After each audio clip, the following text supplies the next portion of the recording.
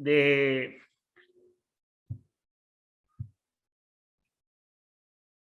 RCP básico. Sí, se visualiza bien la imagen y se escucha bien mi audio, ¿no? Sí se logra ver la imagen y el audio se escucha perfecto. Bien, bien chicos. El día de hoy vamos a ir con un tema bien importante que es la reanimación cardiopulmonar. Una de las cosas importantes que yo siempre digo es el tiempo que tenemos para poder manejar este tipo de situaciones. Podríamos decir que una persona en una parada cardiorrespiratoria, ¿no? Vamos a hablar de lo que se supone que debería ser frecuente en la sintomatología de una persona que probablemente podría tener un paro cardiorrespiratorio. Ejemplo, ¿no? Podríamos decir que puede ser una persona que tiene un dolor precordial de tipo opresivo, que tenga dificultad respiratoria, ¿sí? Que a su vez esté con malestar general, una sensación de, vamos a decirlo así, de quererse morir. Y sin embargo, es probable que la persona esté cursando un problema cardiológico que por consecuente podría llegar hacia un paro cardiorrespiratorio.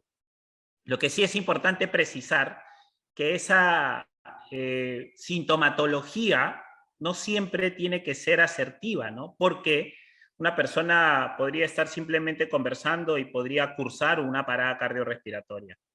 Ahora, ¿qué es lo importante del día de hoy?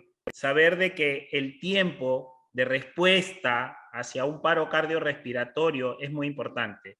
Eso es algo que desde el inicio tienen que entender. ¿Qué es importante? Las probabilidades, chicos, de éxito, de poder revertir esta situación de paro cardiorrespiratorio en el primer minuto, es casi del 98%. Eso es algo que yo les vengo repitiendo mediante las capacitaciones, ¿no? Entonces, ¿qué tan importante es tener dos cosas puntuales? La primera, el poder, obviamente, reconocer, reconocimiento precoz, el poder entender que esta persona realmente se encuentra en una parada cardiorrespiratoria. Eso es lo primero. Entonces, una vez que ustedes ya determinaron que esta persona se encuentra en una parada cardiorrespiratoria, lo que queda es seguir con el circuito y con los eslabones. Ahora, ¿por qué en ese lugar? ¿Por qué en in situ? Porque como les vuelvo a repetir, las probabilidades de que ustedes reviertan esta situación en el primer minuto son del 98%. Entonces es casi seguro que si ustedes reconocen, pueden revertir esta situación. Ahora, ¿qué es importante? Cada 10 minutos que pase, cada minuto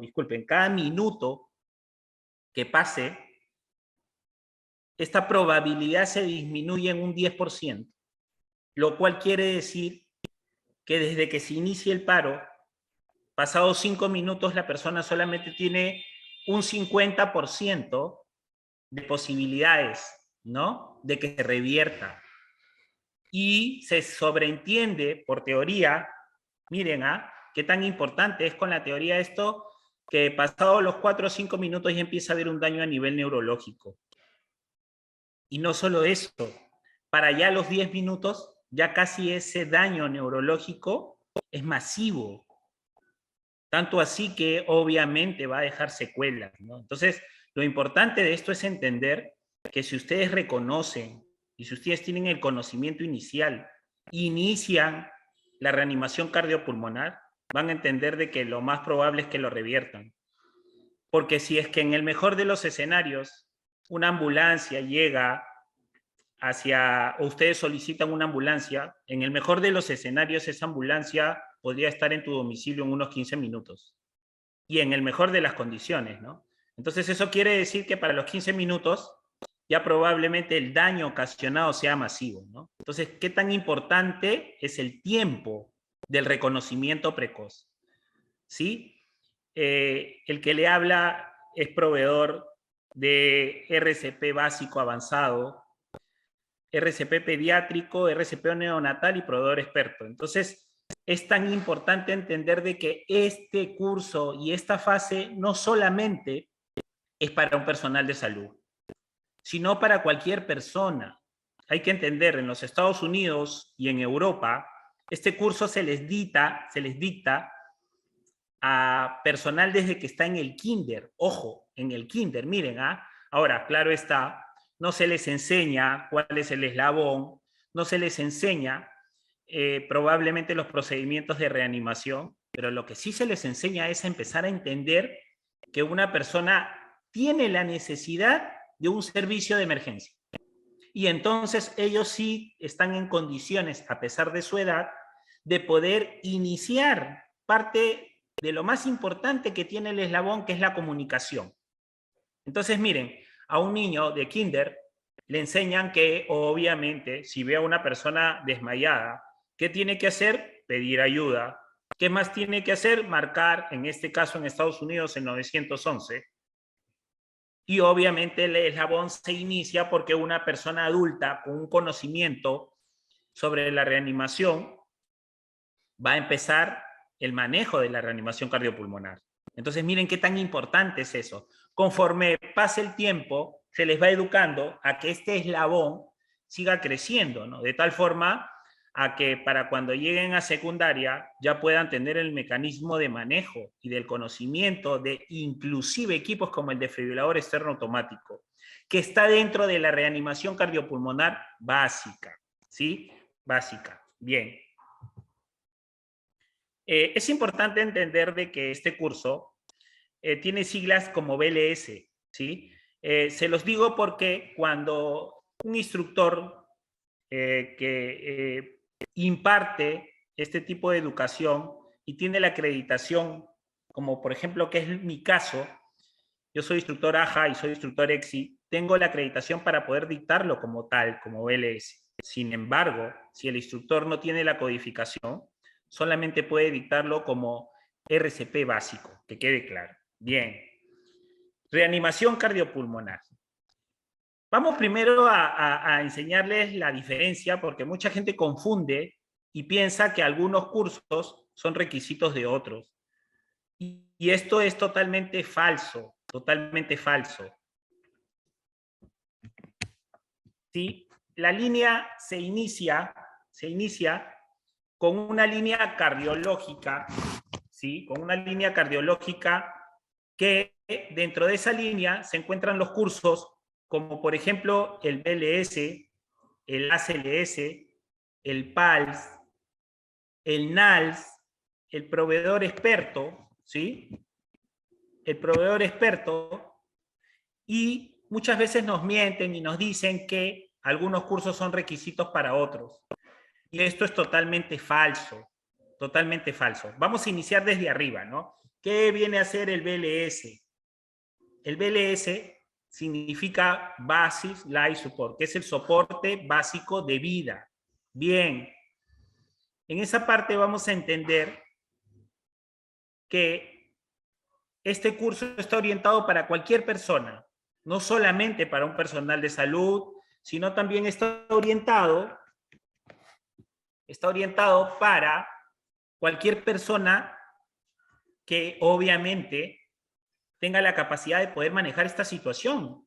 ¿Quiénes? Puede ser un policía, puede ser un bombero, puede ser un ingeniero, puede ser un administrador sin ningún problema. Entonces, en esa parte, sabemos que todos tenemos que entrenarnos porque tenemos que saber que vamos a tener el mecanismo para poder manejar esta situación y poder revertirla. El que sigue es el curso NALS, ¿sí? El que sigue es el curso ACLS. El ACLS es el Advanced Life Support, que es el soporte avanzado de vida. Y este curso, de hecho, sí es exclusivo para personal de salud. En este caso, acá en el Perú, para que sepan, para licenciados en enfermería profesional, para médicos y para obstetras. Ahora, ¿por qué? Porque, valgan verdades, aquí sí se necesita el manejo de vía aérea avanzado y también se necesita la administración de drogas. En ese sentido, hay que entender de que definitivamente tiene que ser un personal acreditado para poder administrar este medicamento. Hasta ahí la pregunta ¿es requisito tener el básico para hacer el avanzado? Para que sepan, no. Y se los digo porque en muchas instituciones se nos miente y se nos dice que tendremos que hacer el básico para tener el avanzado. Chicos, eso es totalmente falso.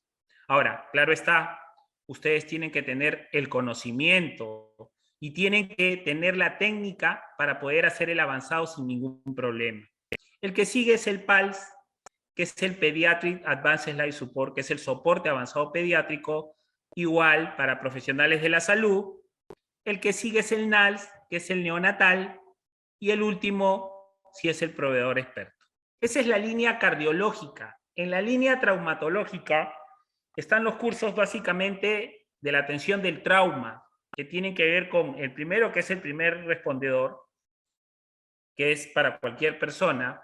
El que sigue es el ATLS, que es el Advanced Trauma Life Support, que es exclusivamente para personal o para profesional médico. Y el que sigue es el PHTLS, que es el Pre-Hospital Trauma Life Support, que es el soporte de trauma en el prehospitalario. Y el que sigue, el último, es el ITLS, que es, valgan verdades, lo mismo que el PHTLS, con la única diferencia que uno está avalado por el colegio de paramédicos y el otro por la Sociedad de Medicina Intensiva en Estados Unidos. Bien. Ya hemos visto cuáles son las bases de la emergencia en todo momento: la cinemática, la bioseguridad, la seguridad, el liderazgo y el enfoque. Eso ya lo conocemos. Ahora vamos a lo que viene a ser el eslabón, ¿sí? Bien, ¿cuál es el eslabón de la cadena de vida? Lo primero que hay que reconocer, ¿sí? Son 5, y en este caso algunos tienen inclusive 6 eslabones, pero lo que manda la guía en realidad en general son 5. ¿Cuáles son? Lo primero, activar el sistema de emergencia. Suena sencillo, ¿no? Yo siempre he dicho, suena sencillo cuando se nos dice, comunícate con el servicio de emergencia. La pregunta es, ¿estamos preparados para eso? Entonces, ¿qué información tendríamos que dar sobre el paciente? Primero tendría que reportarme, como yo siempre digo, ¿no? El que habla es el licenciado Julio Ramos. Me encuentro ubicado, por ejemplo, entre la cuadra 5 y la cuadra 6 de la avenida Arequipa. Me encuentro ubicado en la Universidad San Marcos. Darle una ubicación exacta. Y digo exacta porque, por ejemplo, si hablamos de una universidad, sabemos que tiene un campus bastante grande, ¿no? Entonces, en ese sentido, lo que yo sí tengo que saber, que tengo que darle ubicación exacta del lugar donde yo me encuentro. Bien, ¿qué más? Tengo que reportar y tengo que decir qué tiene el paciente. Entonces, desde ahí, y ya vamos entrando hacia el reconocimiento, ¿no? Tengo que decir que el paciente está inconsciente, que no tiene pulso carotidio y que a su vez no respira. Entonces, mire, ya estamos aprendiendo 3 cosas hasta ahí que son importantes para el reconocimiento. Bien. Y obviamente vamos a preguntar en cuánto tiempo va a venir la unidad al centro hospital, a donde lo estamos solicitando. Lo que sigue, obviamente, es el masaje y la reanimación precoz manual. La reanimación precoz manual. No se preocupen porque después vamos a ir con la técnica, ¿no? Lo tercero es la defibrilación, porque parte de la reanimación cardiopulmonar es la defibrilación, que quede claro. Bien. Y obviamente después de eso es el traslado, donde obviamente hasta ahí ya hasta cierto punto entraría la reanimación cardiopulmonar avanzada en la ambulancia con el personal profesional preparado. Lo que sigue es la monitorización y el control y el manejo posparo, que es importante el manejo posparo, y eso lo vamos a ver en la siguiente clase con el RCP avanzado. Bien. ¿Cuál es el objetivo de hoy día, no? El objetivo de hoy día es impedir la muerte de la víctima gracias a su pronto reconocimiento, ¿no? Yo les decía que es muy importante saber que en el primer minuto las probabilidades de éxito son del 98%. Entonces, lo cual quiere decir que con el reconocimiento precoz es casi seguro que se revierte. Entonces, es muy importante el estar seguro y el tener el conocimiento para poder evaluar este tipo de pacientes. Y digo esto, chicos, porque mucha gente imparte instrucción y sin embargo, en esta instrucción no terminan de decir que lo más importante es el reconocimiento y la evaluación. Hace un tiempo vi que dieron un curso por la televisión y este personal que dictó la capacitación decía que si tú encuentras a una persona inconsciente, inicias el RCP, ¿no? Entonces yo entiendo de que si una persona solo se desmaya, se desvanece, es una lipotimia, o de repente convulsiona, no lo sé, ¿quiere decir que se encuentra en paro cardiorrespiratorio? No, porque hay que reconocer, hay que identificar. Y lo que sí es importante entender que no necesito ser un personal de salud. ¿Por qué digo esto? Porque todo el mundo piensa que los únicos responsables para poder manejar esta situación siempre tiene que ser el personal de salud. Ejemplo, en una empresa grande, ¿sí? No vamos a decir un hospital, dicen, bueno, pues si yo tengo un enfermero, un paramédico, un médico en el tópico, que él sea el responsable del manejo de esta situación. Pero el personal administrativo, el personal que hace otro tipo de labores, no son en realidad indispensables, o no es que no sean indispensables, sino que no se les entrena, ¿no? Entonces no se ponen a pensar que este tipo de situaciones se podría presentar, ojo, no solamente en el trabajo, sino en casa. Y entonces tenemos que estar entrenados como tiene que ser para poder revertir este tipo de situación. Porque nos puede pasar a nosotros, ¿no? Y obviamente el proveedor de soporte circulatorio y ventilatorio es necesario. Es importante entender, porque mucha gente dice que con el contexto COVID, ¿sí? Con el contexto COVID, no se debería dar las ventilaciones. Entonces yo digo, quiere decir de que si una persona tiene COVID, porque no sabes, entonces vas a dar solamente el masaje cardíaco. Eso no es lo óptimo. Y que quede claro que es tan importante el masaje con la ventilación. Eso tiene que quedar claro. ¿Por qué? Porque el corazón bombea sangre oxigenada hacia los tejidos. No solamente bombea sangre, no es solamente un fluido, es sangre oxigenada, rica en oxígeno. Y entonces quiere decir que no se puede instruir, porque muchos centros de instrucción acá en el Perú te dicen de que solamente tendrías hasta cierto punto que dar el masaje cardíaco, que ya sabemos que no es menos de 100 y no más de 120 por minuto, ¿no? Pero la pregunta es, ¿se podrá revertir esta situación? En realidad no sabemos. No sabemos por qué lo que va a terminar pasando,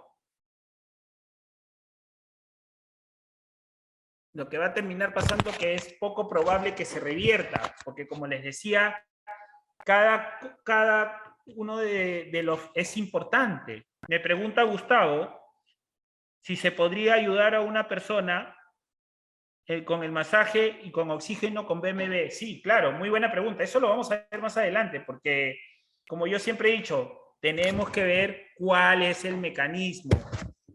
¿Cuál es el mecanismo? ¿Sí? Una consulta. Quiero que me digan si se está viendo bien la imagen, porque yo veo que hay como transferencia. ¿Alguien que pueda prender su audio? Todo correcto, licenciado.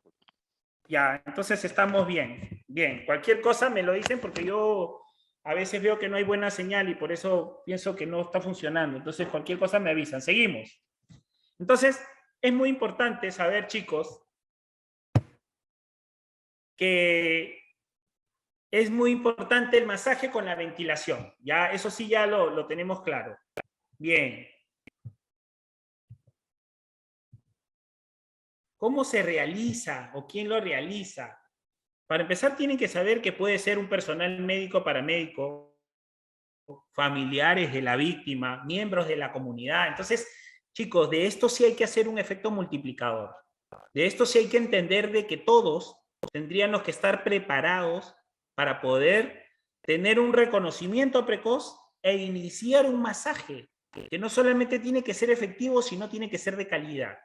Y vamos a ir viendo la diferencia con el contexto COVID, qué tan importante es la ventilación, qué debería de tener yo para ventilar y qué dice el AJA hacia esas normas. Ojo, porque el American Heart Association hoy en día ha dado algunas normas en el cual dice qué deberías de tener, qué no deberías de tener, ¿no?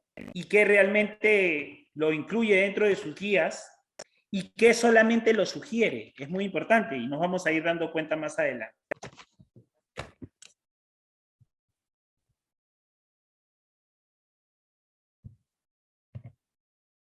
Bien.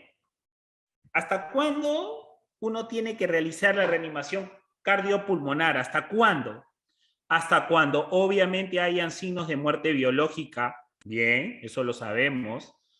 Va a haber relajación de esfínteres, las pupilas, ¿no? El llenado capilar. Nos vamos a dar cuenta de que ya el paciente está cadáver. Cuando hay una enfermedad terminal comprobada, obviamente con una epicrisis, en el caso de los pacientes con cáncer. Y en el caso de traumatismo severo. ¿Por qué traumatismo severo? Porque es muy importante también entender que una persona con un shock hemorrágico no controlado, si una persona entra en paro y ya sabemos que se ha desangrado, la pregunta es, ¿qué vamos a bombear si ya no tiene sangre el paciente y no se ha controlado el sangrado? O sea, hay que evaluar ese tipo de situaciones, ¿no? ¿Cuándo suspenderlo? Cuando llega obviamente un personal entrenado, en este caso con el soporte avanzado de vida, que maneje drogas, que maneje la vía aérea avanzada. Obviamente también cuando haya una recuperación espontánea de la circulación. ¿Sí? Cuando la persona ya, esto se empieza a revertir, ¿no? Y también por agotamiento del reanimador. Algo importante con el tema de agotamiento del reanimador, que es importante entender del agotamiento. Miren, la mayoría que ha asistido a un curso presencial, se da cuenta que este entrenamiento es bastante tedioso. Y también se da cuenta que dentro de lo tedioso que es y de lo cansado que es, mucho tiene que ver, chicos, la técnica. Porque si yo tengo una mala técnica, lo que va a terminar pasando es que me voy a cansar rápido. Y obviamente si yo me canso rápido, no voy a poder tener el control de hacer una buena reanimación. Entonces, vamos a darnos cuenta más adelante la posición, la ubicación, ¿sí?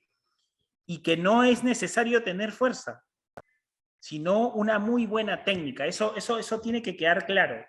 Y obviamente eso nos va a ayudar a tener un tiempo mayor para poder controlar este tipo de situación en cuanto al agotamiento, ¿no? Y obviamente cuando hay muerte súbita, ya no voy a realizarlo. Vamos un poco de la fisiopatología del paro cardiorrespiratorio, ¿no?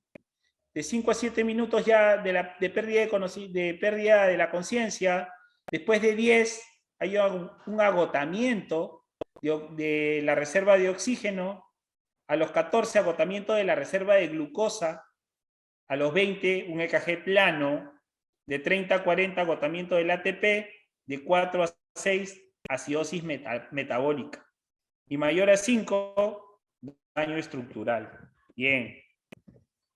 Vamos a empezar a entender cuál es la diferencia entre una muerte clínica y una muerte biológica, ¿sí? La muerte clínica ocurre cuando el paciente, disculpen, cuando el paciente deja de respirar su corazón, deja de latir. Ocurre en el momento que se presenta el paro cardiorrespiratorio, o sea, el minuto 0. Entonces, a partir de ahí hay que entender de que el daño empieza a ocurrir un daño en el cuerpo. Entonces, el tema es en qué momento llega la unidad y empieza a decir cuánto tiempo ha pasado de la hora 0. Y en cuanto a la muerte biológica, se caracteriza por una muerte celular. Inicia con una muerte neuronal a los 4 a 6 minutos. Era lo que yo les decía. Cada minuto que pase, la posibilidad se reduce en un 10%. Entonces, para cuando ya pasaron 5 minutos, esta persona solamente tiene probabilidad de que sea revertido en un 50%. Entonces, chicos, uno tiene que dar el manejo en casa.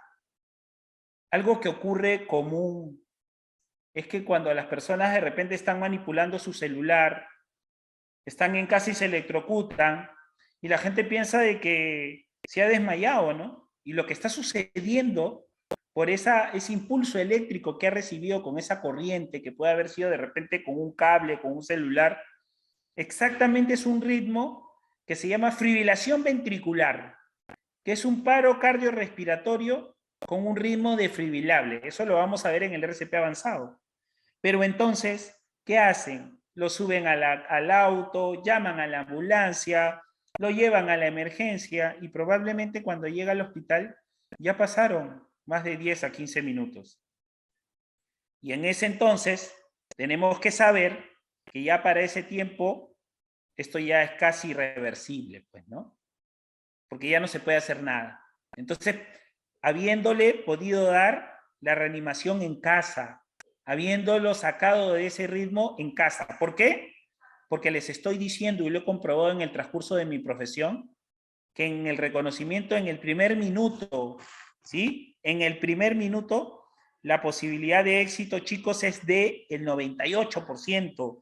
Y ese es el por qué en los hospitales casi siempre se revierte este tipo de situación. ¿Por qué? No porque ellos tengan más conocimiento que nosotros, sino porque obviamente se encuentra el paciente monitorizado. Y entonces al estar monitorizado, suena el monitor, suena la alarma e inician el RCP.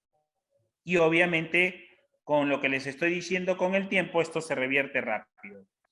Hay que entender desde el minuto cero empieza desde que el paciente inicia con un paro cardiorrespiratorio. ¿Sí? Ya hemos visto, de 4 a 6 minutos se inicia una muerte neuronal, que pasado los 10 a 15 minutos ya estamos hablando de que este daño es, y hay una muerte neuronal. Y ya esta muerte pasado los 10 minutos es masivo. Entonces, ¿qué tan importante es el reconocimiento? El único tratamiento ustedes lo pueden dar en in situ. Vamos a la cadena de vida otra vez rápido. Comunicación. Ya hemos visto en la comunicación que se confunden números como el 911. Ya hemos visto la clase pasada. ¿Qué pasa, licenciados, si marcamos el 911? Nos estamos educando mal. Acá en el Perú te va a contestar la central de los bomberos. Eso no es correcto, pero no les ha quedado otra que tener que conectar esa línea con la del 116 y poder tener el mecanismo de respuesta. Bien, iniciar el RCP de calidad. Y hay algo muy importante, ¿no? Minimizar las interrupciones. Eso es otro plus que tienen que entender. Minimizar las interrupciones. ¿Qué quiere decir minimizar las interrupciones? Quiere decir que voy a minimizar el lapso entre el masaje y la ventilación, ¿sí? Entonces ya estamos entrando a la parte operativa, a la parte que nos gusta. Si sabemos que el masaje es 30 masajes por 2 ventilaciones, quiere decir que cuando yo me encuentre entre el masaje cardíaco 27, 28, 29, 30, ya el que está ventilando va a estar listo. Y va a ventilar 2 ventilaciones por 30 masajes. Una vez que he dado las ventilaciones, el que da el masaje cardíaco va a estar listo para continuar con el masaje. Esto debe hacerse en un ciclo de 5, que debería de durar 2 minutos. O sea, 30 masajes por 2 ventilaciones, 5 veces, que debería de durar 2 minutos, y vuelvo a evaluar a mi paciente. Bien. Optimización de las guías es muy importante, les cuento. El AHA, el American Heart Association, cambia sus guías cada 5 años. Bien. El último cambio, ¿sí?, fue en el año 2020, ¿sí? Pero les cuento un poquito sobre esto.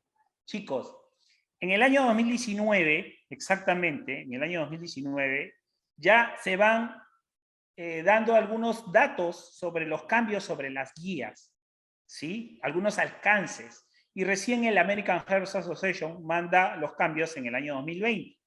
Hasta ahí estamos bien, porque es cada 5 años. Pero les cuento, en el año 2021, entre enero y febrero, ¿sí? El American Heart Association agarra y entre sus guías manda algunos alcances, ¿sí? Y algunas sugerencias. Miren, sugerencias. Y entonces, y la pregunta es, ¿cómo son estas sugerencias, licenciado? Ya, estas sugerencias tienen que ver con el contexto COVID. Bien. Y yo digo muy tarde, ¿no? Porque se olvidaron que existen muchas enfermedades que se contagian con el contacto directo, ¿no? ¿Sí? Como la TBC, como la hepatitis y como muchas enfermedades que, dicho sea de paso, tienen un alto índice y una tasa alta de mortalidad. Entonces, no es que el COVID o que recién nos hayamos preocupado por una serie de cosas con el COVID-19, sino que nos hemos olvidado de darnos cuenta de que siempre se debió prevenir el tema. Entonces, ¿qué hace el AJA dentro de sus guías para el tema de la ventilación? Porque sabe que es importante. Dice que uno debería tener algunos métodos de barrera para el manejo de la vía aérea, que los vamos a ver más adelante, pero les doy un adelanto. El Pocket es una mascarilla que tiene un filtro, ¿sí? Tiene un filtro. Y este Pocket es como una mascarilla directa, parecida a la del Ambúa, del BBM, y que te permite ventilar, pero que con este filtro, entre comillas, digo, no te vas a contaminar. Entonces, ¿y por qué digo entre comillas? Porque el AJA no lo incluye, sino solamente lo sugiere. Miren, lo sugiere dentro de sus guías. ¿Por qué? Porque no te está asegurando que si utilizas el Pocket o esta mascarilla con filtro, no te vas a contaminar. ¿Sí? Y asimismo, también incluye, hay unos dispositivos como bolsas tipo FIL que tienen un filtro en el medio y también lo sugiere dentro de sus guías. Lo mismo, solo lo sugiere porque no los puede incluir dentro de sus guías, porque no te puede asegurar que no te vas a contaminar. Bien. Pero lo que sí incluye dentro de sus guías es el uso del dispositivo BBM, como me preguntaba Gustavo hace un momento, el dispositivo BBM para los centros de primera atención. ¿Cómo cuáles? Los tópicos pequeños de los colegios, ¿no? Y lo incluye porque es que obviamente sabe que con este dispositivo sí vas a ventilar correctamente y la probabilidad de que te contamines va obviamente a reducir. Y en este caso, con el BBM, sí lo incluye dentro de sus guías. Bien. Ahora, ya vamos a la evaluación, a lo que tenemos que hacer con nuestro paciente, a lo que nos interesa, como yo digo, ¿no? Cosas importantes. Lo primero que yo tengo que hacer con un paciente, ¿no? Ya hemos visto, yo tengo que evaluar el estado de conciencia. Lo primero que yo tengo que hacer antes de ingresar, ya sabemos, el ver que el lugar esté seguro. Si la escena no es segura, yo no puedo ingresar. Eso está claro, ya lo hemos visto muchas veces. Bien, entonces probablemente el paciente esté tendido en el piso, no me esté mirando porque yo esté en una puerta posterior, digamos ese fuera el caso, y yo tengo que buscar mi cono de visión con el paciente, pero si yo no sé si me escucha desde que yo entro a la habitación, señor, tranquilo, no se mueva, quédese donde está. Obviamente, si está inconsciente, no se va a mover. Y voy a buscar, y voy a ir hacia un lugar donde yo pueda ubicarme, como pueden ver en la imagen, ¿no? Y entonces, en esa parte, lo muevo de los hombros. Señor, ¿me escucha? Señor, ¿me escucha? Si no me responde, está inconsciente. Como dice, palmeo, sacuda suavemente a la víctima y grite. ¿Está usted bien? No, hasta ahí. ¿Qué más tengo que hacer? 3 cosas, chicos, 3 cosas muy importantes. Eso se tiene que hacer en menos de 10 segundos. En menos de 10 segundos yo determino que el paciente está en una parada cardiorrespiratoria. Seguimos. Está el paciente inconsciente. Eso es 1. Bien. 2. me doy cuenta de que, no, como está inconsciente, ¿cuál es el pulso que debería de tomar? Pulso carotidio. Persona inconsciente, pulso carotidio, no se olviden. Persona consciente, pulso distal. ¿Está claro? Bien. Y observo la ventilación. Hasta ahí, varias cosas importantes. Con el contexto COVID, obviamente vamos a encontrar al paciente con mascarilla. Lo que yo tengo que hacer es reubicar la mascarilla en una buena posición y que lo que tengo que observar es el tórax del paciente para ver si hay movimiento a nivel torácico. ¿Sí? Antiguamente, para los que recuerdan, ¿sí? Había una, vamos a decirlo así, una forma de evaluar que se llamaba el VES, ¿sí? Que era ver, escuchar y sentir. Bien. Entonces, lo que esta técnica hacía y que mucha gente piensa que hasta ahora es igual, era de que observaba el tórax, hasta ahí estamos bien, escuchaba la respiración y sentía el vapor exhalado del paciente. Entonces, esto ha quedado obsoleto. Y ojo, eso no ha quedado obsoleto recién, ahora, con el contexto COVID, porque mucha gente piensa que con el contexto COVID recién ha quedado obsoleto y eso es totalmente falso. Esto ha quedado obsoleto desde el año 2015, en los cambios de la guía del AJA, para que sepan. Y se dieron cuenta que, si bien es cierto, sí se podía ver, sí se podía evaluar el tórax, pero lo que sí no se podía en un ambiente, vamos a decirlo así, distractor, donde no se podía escuchar cuando tú estabas en la calle, no ibas a escuchar y menos ibas a sentir. Ahora, que este contexto se ha afianzado mucho más con el tema del COVID, ni dudarlo, ¿no? Porque te puedes contaminar si te acercas al paciente, de hecho. Pero entonces, sí queda claro que en la evaluación de la ventilación tengo que observar los movimientos torácicos y para eso tengo que entrenarme. Bien, entonces, hasta ahí, ¿cuáles son las 3 cosas que tengo que tener en cuenta para poder evaluar una parada cardiorrespiratoria?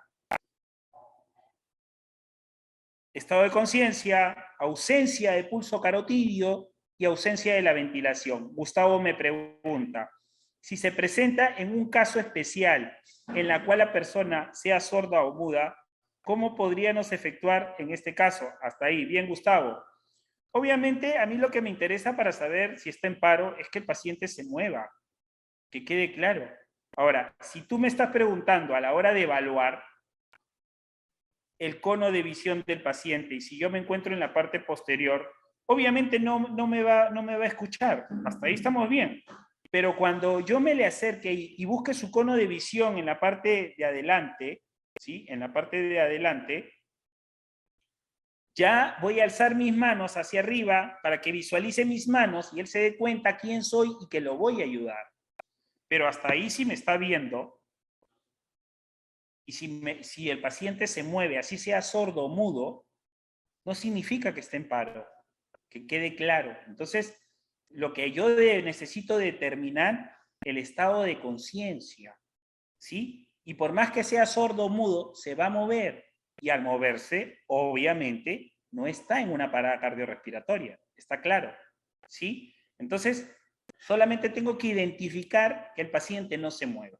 Hasta ahí, para que sepan, si el paciente está inconsciente, ya es un paciente crítico, porque tengo que seguir evaluando para ver qué está pasando. Asumo que el paciente es un paciente crítico, y eso lo dicen las guías del NAEM, para que sepan.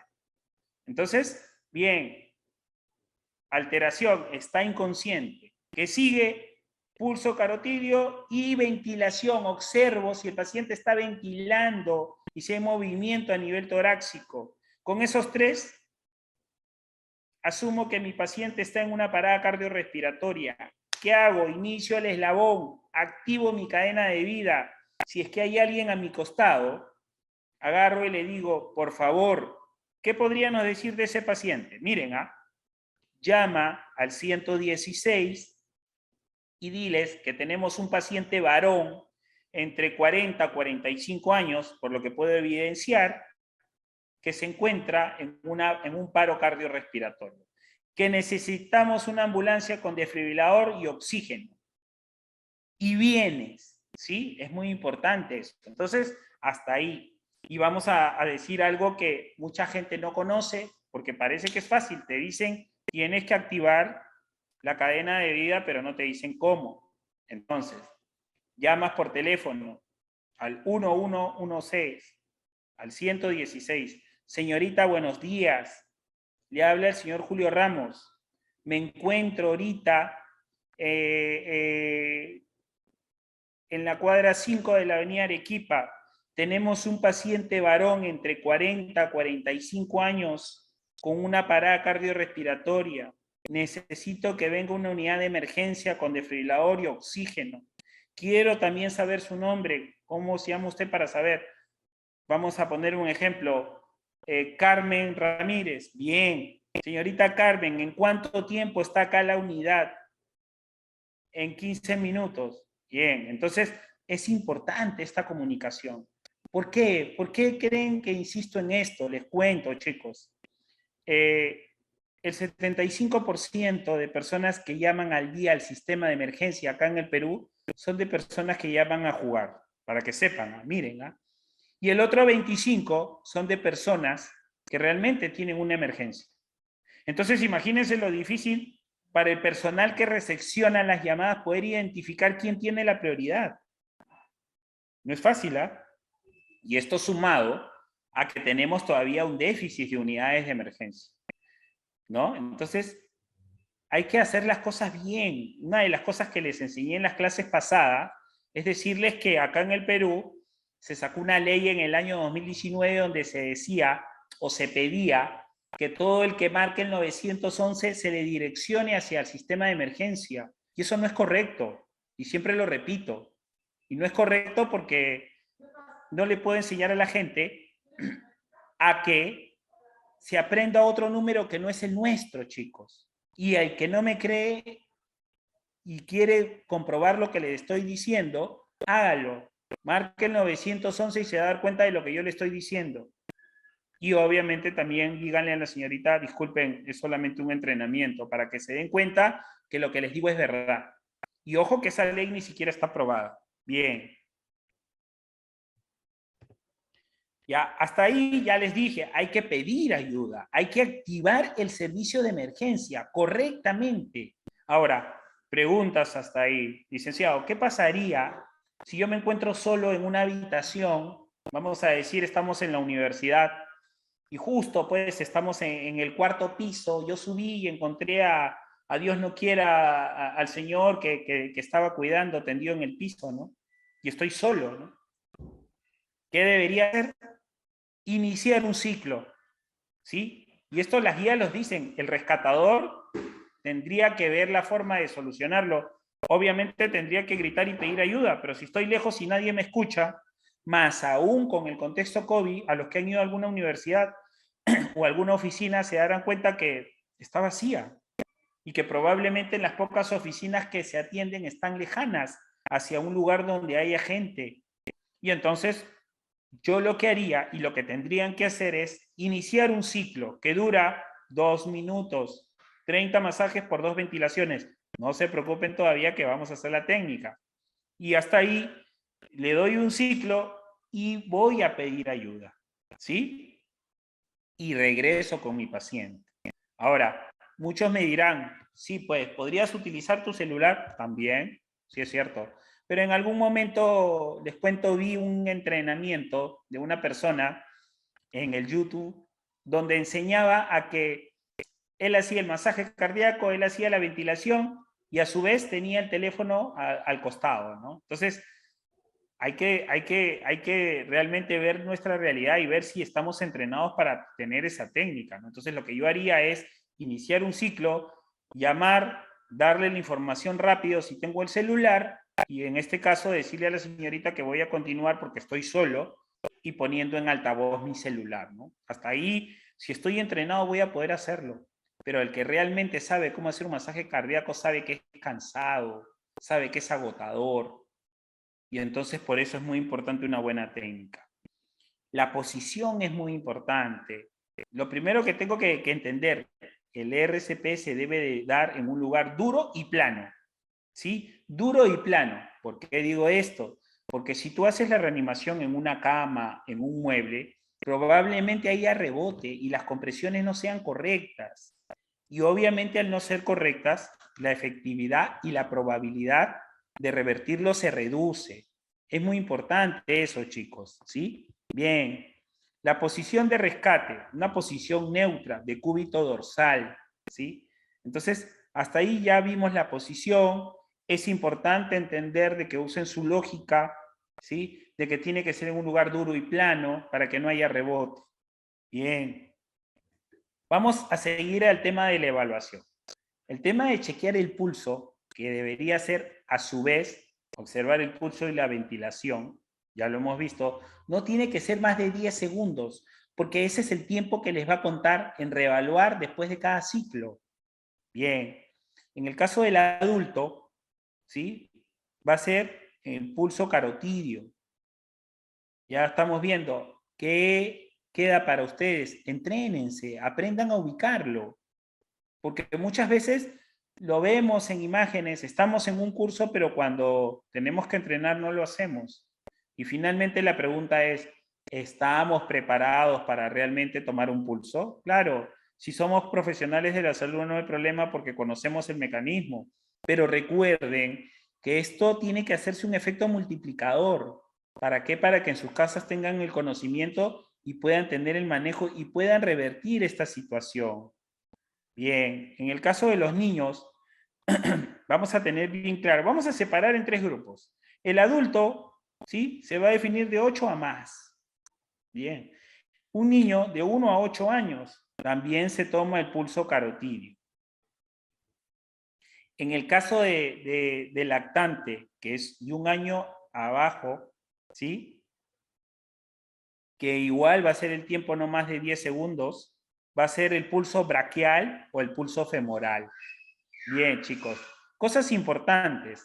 Y digo esto porque la verdad ya, todos tenemos entrenamiento o alguna vez hemos ubicado el pulso braquial o femoral de un paciente lactante.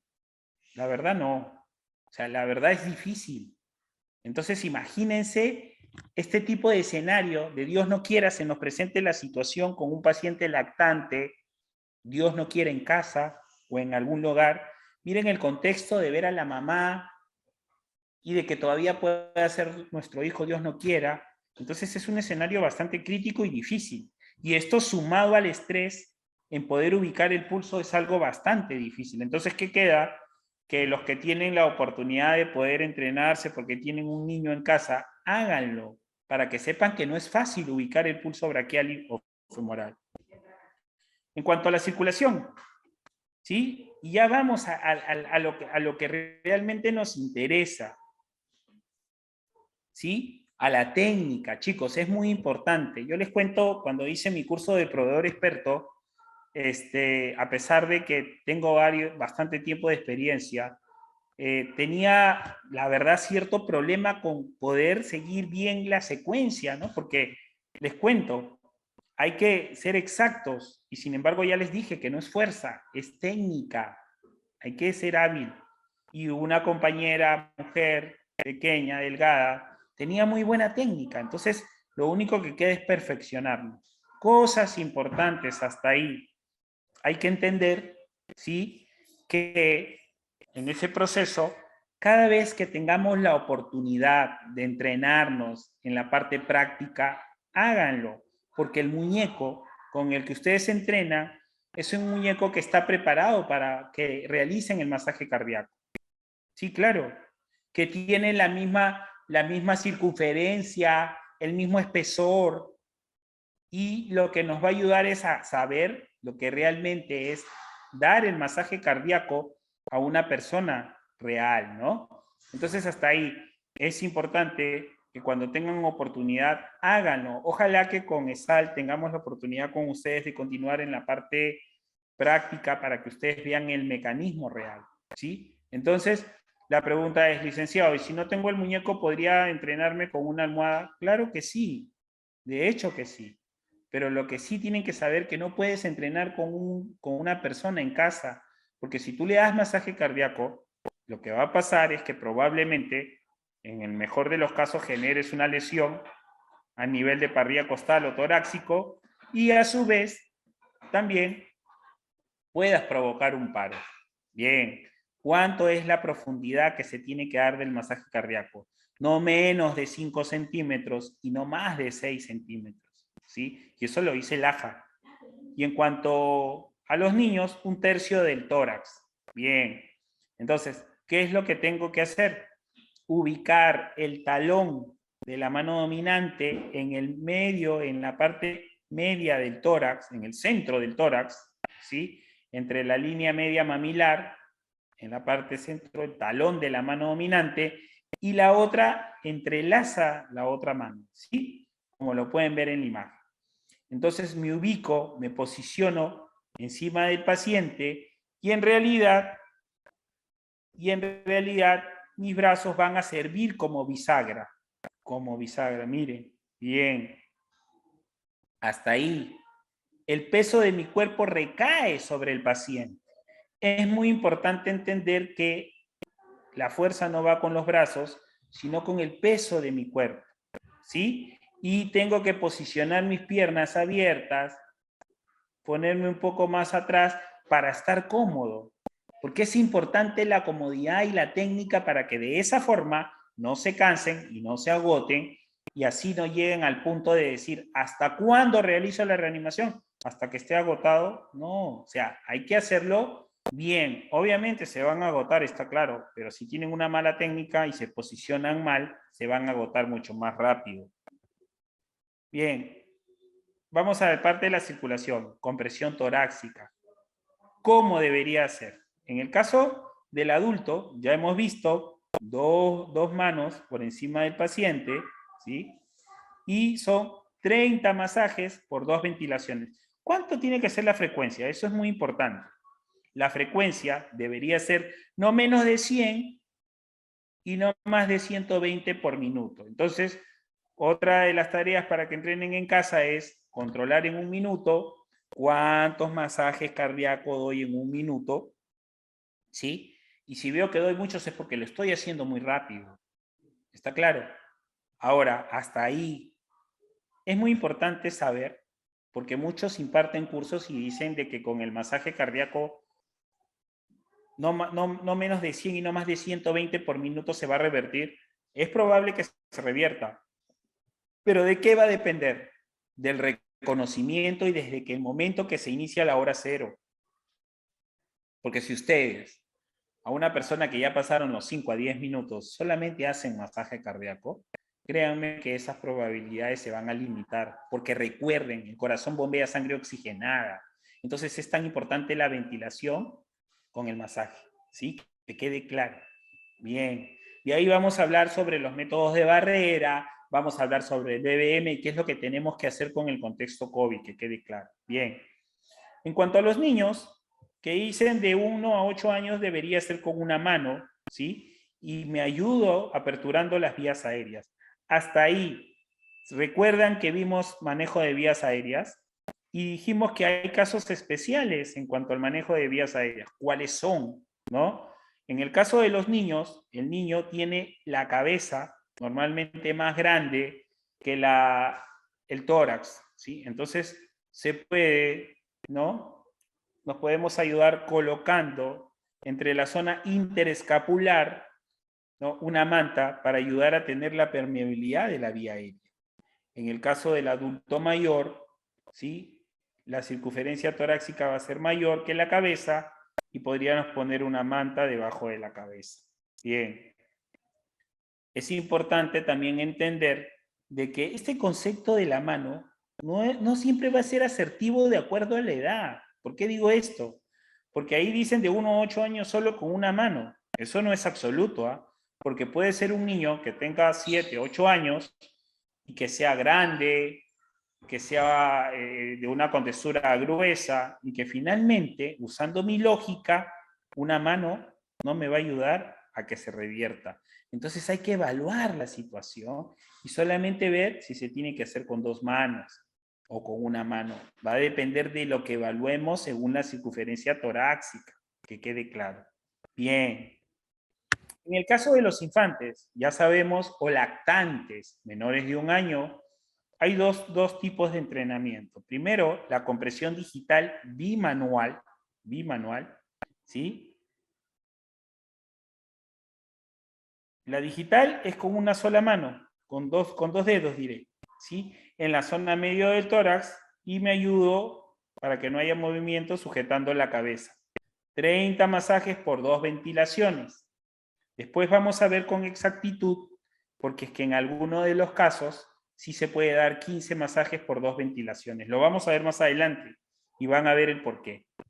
Y la compresión bimanual, sujetándolo, cubriendo la circunferencia torácica del lactante y presionando hacia arriba. ¿Nos podríamos ayudar con el dispositivo BBM? Totalmente de acuerdo.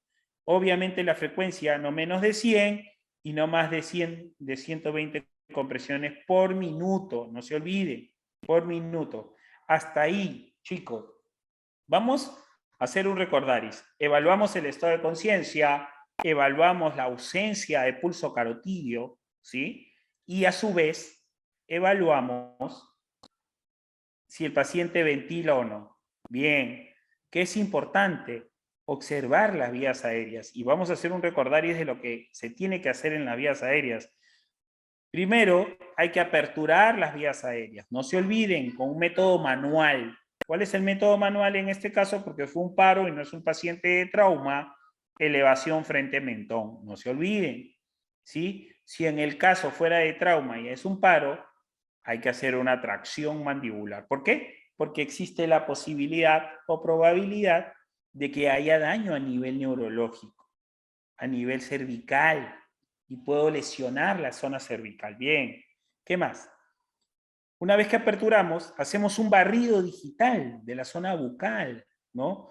Para ver si hay secreciones, bien, para retirar. Si existe la posibilidad de que haya alguna prótesis dentaria, recuerden, hay que retirarlo, pero que si esta prótesis ejerce en algún momento, ¿no? Alguna, vamos a decirlo así, retención, no hay que forzarlo, porque si yo lo fuerzo, lo que va a terminar pasando es que probablemente ejerza un sangrado, una hemorragia. Bien, entonces, y una vez que esté ahí, la pregunta es, si estoy con un proveedor, con un primer respondedor como ustedes, ¿podría utilizar una cánula orofaringia? Claro que sí, porque me va a ayudar a aperturar las vías aéreas. Recuerden que es un accesorio básico de vías aéreas, no se olviden. Bien, si hay alguna pregunta, no duden en hacerlo, ¿ah? Vamos a lo importante, ¿no? La circulación, ¿sí? En el tema de la circulación, tras aplicar 30 compresiones, el reanimador único abre la vía aérea de la víctima y aplica las 2 ventilaciones. Que quede claro, chicos, si ustedes evidencian un paro en in situ, las guías con el contexto COVID te dice que solamente hagas masaje y que lo más probable es que se revierta. Sí, claro, porque todavía hay oxígeno en sangre. Pero si ya pasaron 5 minutos, créanme, van a tener que hacer las ventilaciones, sí o sí. No se preocupen que yo les voy a dar las opciones con el contexto COVID, ¿sí? En este caso, si ustedes tuvieran que darle las ventilaciones a un familiar o a alguien conocido, yo creo que no habría problema, ¿no? Pero si están en la calle, lo van a pensar, lo van a pensar. Bien, entonces, recuerden, 30 masajes por 2 ventilaciones, 5 veces, ese ciclo debería de durar 2 minutos. Luego de eso, evalúas y si no se revierte el paro, continúas. Bien. Entonces vamos a la vía aérea ya. Les decía, esta es la posición neutra en la que vamos a encontrar al paciente. Hago mi barrido digital, elimino la secreción. Si hay una dentadura, una prótesis dentaria, ¿sí? Lo que tengo que hacer es, hasta ahí, dejarla, porque si existe retención, finalmente puedo causar una hemorragia. ¿Cuál es la mejor opción? La elevación frente mentón me va a permitir ventilar a mi paciente de una muy buena forma. Si es un paciente de trauma, tracción mandibular y se dan cuenta que no hay mucho movimiento a nivel cervical. Bien. Vamos al tema ventilatorio y a lo que nos interesa y ante las dudas que tenemos que tener en claro. ¿Sí? Hay una pregunta, a ver. Me dice Gustavo, una consulta. En el caso de una persona que fue apuñalado en el tórax y entra en una parada cardiorrespiratoria, se realiza masaje cardíaco. Bien, bien Gustavo, sí, o sea, varias cosas. Hay un tema con el tema de un trauma a nivel torácico. Si está abierto, obviamente yo tengo que de alguna u otra forma poner un parche oclusivo a nivel torácico. Porque recuerden, si hay una lesión a nivel torácico, inclusive podría haber causado también un neumotórax a tensión. Y si yo no revierto el neumotórax a tensión que está generando presión al corazón, ¿sí? Lo que va a terminar pasando es que obviamente el paro no se va a revertir. Porque este neumotórax a tensión está comprimiendo. Lo mismo sucede con este paciente que ha sido apuñalado y tiene una herida abierta a nivel torácico, ¿sí? Y entonces hay un problema. Entonces tengo que cerrar, tengo que poner un parche oclusivo, ¿sí? A nivel torácico y luego de haber revertido, continuar el masaje cardíaco, que quede claro, ¿sí? Algo importante, y eso lo vamos a ver cuando hagamos el RCP avanzado, chicos. ¿Qué nos dicen las guías? Que primero tenemos que revertir la causa reversible. O sea, manejo el paro, igual tengo que manejar la causa que originó el paro. ¿Sí? Que quede claro. Bien. En los tipos de respiración, hasta ahí, recuerden, el AJA, ¿sí? Hoy en día te dice que si no tienes ningún dispositivo, solamente realices masaje cardíaco. Sí, está claro, hay que reubicar la mascarilla. Pero que quede claro que igual la evaluación es igual. Pero entonces yo diría, como proveedor experto, que va a depender del tiempo en que se inicia la hora cero o en que se inicia la parada cardiorrespiratoria. Si ustedes evidencian que una persona se está agarrando el pecho y cae al piso, en ese momento evalúan y determinan que está en paro, de hecho que con el masaje lo más probable es que se revierta, ya que en el primer minuto, no se olviden, el porcentaje es del 98%, chicos. Pero si ya pasaron 10 minutos, créanme, es necesario tener la parte ventilatoria y ya tendrían que hacer 30 masajes con 2 ventilaciones. Igual les voy a enseñar los tipos de ventilación. La primera es boca-nariz, ¿sí? Claro. Obviamente se puede dar la ventilación por la nariz si en algún momento hay alguna obstrucción en la boca, totalmente. ¿Sí? La otra es boca a boca, que es la más conocida. Hay que tener en claro que para realizar esta técnica hay que aperturar vías aéreas. Eso es uno. Dos, si utilizan la técnica, por ejemplo, boca a boca, tengo que ocluir o tapar la nariz y a su vez tener la mirada hacia el tórax para ver si está siendo efectiva esa ventilación, chicos. Porque si no, finalmente yo no me doy cuenta que está siendo efectiva, ¿cómo voy a continuar? Lo que sigue, en el caso de los pacientes pediátricos o lactantes, voy a hacer la respiración boca, nariz, boca. O sea, voy a cubrir todo el entorno. Sí es válido, sí es válido. Pero no se olviden que siempre la mirada tiene que ser direccionada hacia el tórax para darnos cuenta que esa ventilación está siendo efectiva. Bien. En cuanto a la respiración nariz-boca, ¿sí? Vamos a tener en cuenta que puedo hacerlo siempre observando y aperturando. También puede ser boca a boca.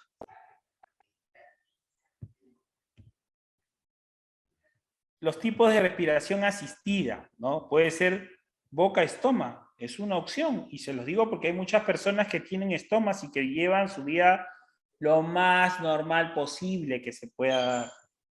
Vamos a los dispositivos de barrera, y esto era lo que yo les hablaba al inicio. Existen de dos tipos. Esto es el conocido como Pocket. Es una mascarilla parecida a la del BBM que tiene un filtro. Bien. ¿Qué dice el AJA sobre estos filtros? ¿Qué dice el AJA? Simplemente el año 2021, en enero de 2021, lo sugiere dentro de sus guías, pero no lo incluye. Y yo les decía, ¿por qué? Porque simplemente no te puede asegurar que no te vas a contaminar. Existe la probabilidad que tú te contamines de repente un día antes, un día después, o inclusive ese mismo día. Y entonces es el por qué el AJA no lo incluye, solamente lo sugiere.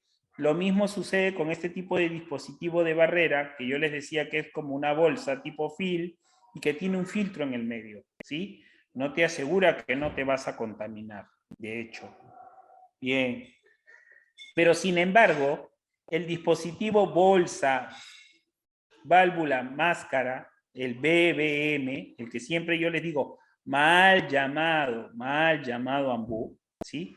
Es un dispositivo que sí, ¿no? El AJA lo incluye dentro de sus guías, ¿sí? Y obviamente ahora nos dice que este tipo de dispositivos debería estar en cualquier centro de primera atención, ¿no? Chicos, centro de primera atención hoy en día es una estación del tren, un estadio, un centro comercial, ¿sí? Y obviamente sí nos permite tener menos probabilidades de contaminarme, de hecho, pero siempre tienen que entender, y lo hemos visto en vías aéreas, este dispositivo tiene que estar asociado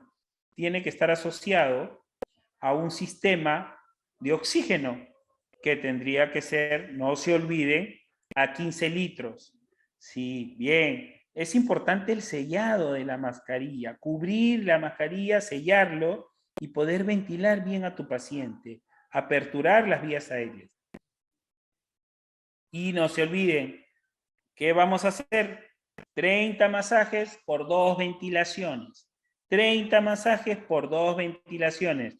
Es importante precisar que hay que minimizar, les dije, minimizar las interrupciones y hacer un RCP de calidad. Bien, ¿qué significa eso, chicos? Significa que si hay un proveedor dándole masaje, el que está en vías aéreas ya está listo para darles la ventilación apenas él termine sus 30 masajes. Quiere decir que si está 28, 29, 30, 1, 2, 3, 4, ¿se dan cuenta? 28, 29, 30. Esa es la idea, minimizar las interrupciones y dar un RCP de calidad. No se olviden, comprimir el tórax, no menos y no más de 5 a 6 centímetros de profundidad.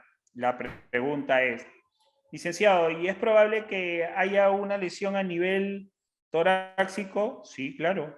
Se puede fracturar el tórax, la parrilla costal, totalmente. Pero lo que sí es importante, chicos, que eso no los va a matar. Eso se puede revertir y manejar. Bien. Este resumen, este algoritmo es importante que lo tengan en cuenta, chicos. Muy importante, ¿ah? Porque es que de aquí hay cosas que han cambiado y que algunos digan, no, pero a mí me dijeron que en paciente pediátrico sí pueden ser 15 por 2. No, acá lo vamos a resumir. Bien. En el adulto mayor de 8 años, obviamente se chequea el pulso carotidio, ya saben, si está inconsciente, el pulso carotidio. De 1 a 8 años, lo mismo, pulso carotidio. En el caso de un paciente lactante, el pulso braquial o femoral, es importante precisar e insistir que en este caso, chicos, tienen que entrenarse. El que tiene la posibilidad de tener un niño en casa, busque el pulso braquial. Y se van a dar cuenta, chicos, que no es fácil. De verdad no es fácil. Bien. El tipo de compresión. En la mitad inferior del esternón, en la parte media del esternón. Bien. Lo mismo sucede en el niño. Y en el lactante, ¿no? Un ancho de un dedo por debajo de la línea intermamaria. Es porque es que obviamente el niño tiene un tórax más pequeño que un adulto. Eso sí está claro. El método de compresión, no se olviden, el talón de la mano dominante y la otra entrelaza por encima. En el caso de los niños, solamente un talón de la mano dominante. Hasta ahí tengo que observar. ¿Qué quiere decir esto? Que si yo observo la contextura de una niña de repente de 12 años bastante delgada, de repente no es necesario hacerlo con las dos manos. Y esa lógica se la va a dar la evidencia que ustedes encuentren con su paciente. Recuerden que las guías están hechas en general. No habla sobre pesos, ni tallas, ni de contexturas. Bien, en el caso del lactante, de 2 a 3 dedos o de 2 pulgares circundando el tórax. Era la técnica que les decía, hago una circunferencia del tórax y pongo mis 2 pulgares por encima. Bien. Ahora vamos con la profundidad. De 1 a 2 pulgadas, o no menos de 5 y no más de 6 centímetros. En el caso del niño, a un aproximado 1/3 del tórax. Lo mismo sucede con el lactante. La frecuencia de compresión siempre tiene que ser igual. Y esto es otra parte en la que ustedes se pueden entrenar en casa. No menos de 100 y no más de 120. Licenciado, ¿y cómo me puedo entrenar en casa? Agarro una almohada, pongo en el piso, ¿sí? Y me controlo en 1 minuto cuántos masajes doy, ¿sí?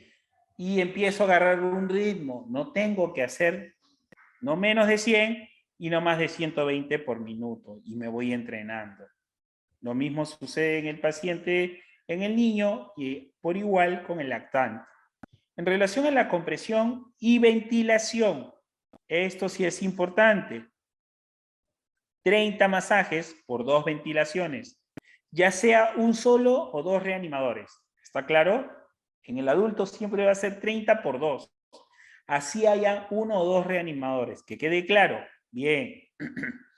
En el caso del niño, miren, y acá sí cambia. En el caso de un reanimador, es 30 masajes por 2 ventilaciones. Y si hay 2 reanimadores entrenados, que quede claro, y la guía lo dice, entrenados, puede ser 15 por 2 ventilaciones. La pregunta es, ¿y por qué en los niños cambia? ¿Por qué en los niños es 15 por 2?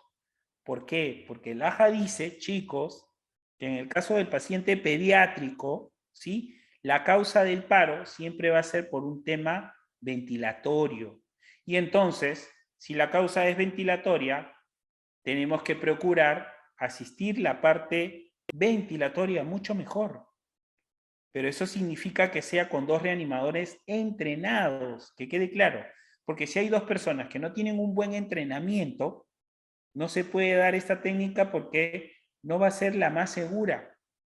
¿Se entiende? Entonces, que quede claro, en el caso del paciente pediátrico, sí se puede dar con 2 reanimadores, 15 masajes por 2 ventilaciones, porque el problema es respiratorio, casi siempre. Y sin embargo, en el adulto, el problema del paro viene de un origen cardiológico. Bien. En el caso del lactante, igual, con un solo reanimador, 30 por 2. Y si fueran 2 reanimadores entrenados, no se olviden, entrenados, podría ser 15 por 2 ventilaciones. ¿Sí? Si hay alguna pregunta, no duden en hacerlo. Continuamos. RCP. Es importante entender de que hoy en día ya se ha incluido un dispositivo dentro del curso de la reanimación cardiopulmonar básica. En este caso, tenemos que saber que este dispositivo es el DEA, es un equipo, es un desfibrilador externo automático, ¿no? Entonces, por ahí, algunos que no lo conocen se asustan. Para empezar, tienen que saber que este tipo de dispositivo ya debería estar en todos los lugares donde se aglomeren más de 50, 60 personas. Sin embargo, estamos en ese proceso porque, valgan verdades, también tiene un costo, ¿sí? Pero tenemos que saber varias cosas sobre este equipo. Este equipo es para una persona que no tiene, digamos, el conocimiento del manejo de un equipo hospitalario como un desfibrilador. ¿Por qué? Porque este equipo te habla. Este equipo, desde que tú lo prendes, te dice lo que tienes que hacer, te da las pautas de cómo colocarlo. En las imágenes, y lo vamos a ver más adelante, se van a dar cuenta que te dice dónde tienes que colocar los parches, que te dice, ¿no?, cuándo dar una desfibrilación. Entonces vamos a entender varias cosas. Que este equipo, chicos, tiene una parte en la cual evalúa el ritmo y determina, ¿sí? Y determina que el paciente está en paro. Pero hasta ahí, y ya vamos con un adelanto de lo que vamos a hacer la próxima clase en el RCP avanzado. existen ritmos defibrilables y existen ritmos no defibrilables. Entonces el equipo, para que sepan, evalúa y determina el tipo de ritmo. Bien. Entonces, para evaluar el tipo de ritmo, lo que va a terminar pasando es que te va a aconsejar una descarga si es que está en un ritmo defibrilable y si es que no, te va a decir que continúes con el RCP. ¿Sí? Que continúes con el RCP. Entonces, en esa parte, lo que va a pasar es que vas a continuar porque necesitas darle masaje cardíaco a tu paciente, pero no necesitas corriente. Ahora, es importante también que este equipo, ¿sí? Para que sepan, tiene, chicos, un chip donde guarda toda la información de lo que estás realizando. Y no solamente de los sonidos, de lo que la gente habla, sino también mide las compresiones, si son efectivas, si llegaste a las 30 compresiones o no, y si inclusive tus ventilaciones fueron efectivas o no. Para que sepan, en otros países esto se evalúa en medicina legal, ¿no? Y entonces se determina si el proveedor realmente, habiendo sido un proveedor entrenado, un proveedor de salud, no tenga el conocimiento y habiendo hecho o no habiendo hecho la reanimación correcta, ¿no? Entonces, lo cual quiere decir que si evalúa las compresiones, van a decirte que tus compresiones no fueron efectivas y es más que ni siquiera diste 30 y que probablemente en el primer ciclo solamente dabas masaje cardíaco, de repente no llegaste a 30 sino a 22, 23 y dabas las ventilaciones porque te cansabas. Entonces es muy importante entenderlo, ¿no? Y obviamente este equipo sí está preparado para poder revertir un paro, pero también tienes que hacer tú la parte manual, ¿no? Te va a decir lo que hay que hacer. Bien. Esta es la posición de recuperación en el caso de un paro cardiorrespiratorio. ¿Por qué? Porque una vez que se revierte, después de que tú has estado dándole masaje cardíaco a tu paciente, ¿sí? Va a haber movimiento a nivel torácico, va a haber movimiento a nivel abdominal, se generan fluidos, el paciente puede regurgitar y entonces tienes que ponerlo en esta posición de recuperación. ¿Para qué? Para que pueda eliminar ese tipo de fluidos. Y no solamente para eso, para que tú tengas visualización con el paciente y tengas contacto y le puedas decir que se tranquilice. ¿Sí? Que el paciente ha sufrido una parada cardiorrespiratoria, que no se mueva. Ahora, hasta ahí, ¿no? Es importante precisar la forma en que le tengas que comunicar lo que ha sucedido, ¿no? Porque imagínense, se está levantando, no sabe lo que ha pasado, y tú le vas a decir, no te muevas que has tenido un paro, ¿no? O sea, imagínate qué va a pensar si es que él está desorientado hasta cierto punto, ¿no? Entonces, tranquilo, no te muevas, ¿sí? Has tenido un accidente, te estamos ayudando, es importante que te quedes en este lugar. Bien, vamos a ver cómo se realiza esta posición. Colocas una mano sobre la cabeza del paciente hacia tu lado, levantas la rodilla, no necesitas que el paciente te ayude y lo giras hacia tu lado. Créanme, esta posición de recuperación, también llamado posición de Sims, es una posición que en realidad te ayuda a que el paciente, digámoslo así, elimine la secreción y a su vez tengas contacto con el paciente. En el caso de las modificaciones en las pacientes gestantes, la posición es importante, ¿sí? Porque se nos puede presentar una paciente gestante. La posición de una paciente ha surgido como una importante estrategia para mejorar la calidad de la fuerza de la compresión en el RCP.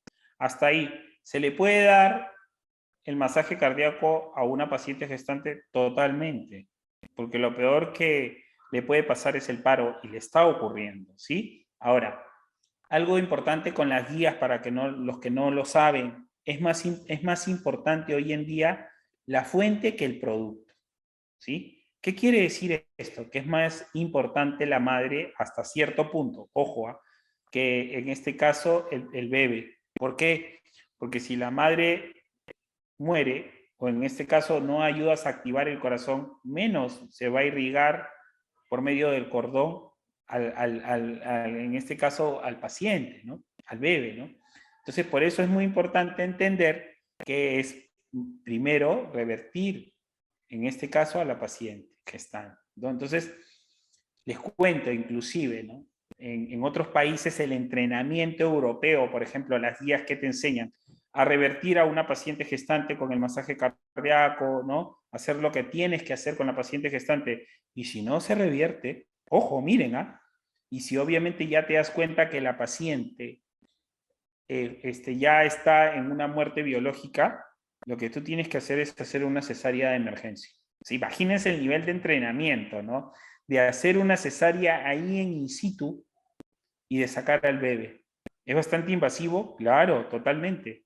Pero de ahí hay un manejo de hacer. Primero, intentaste revertir el paro.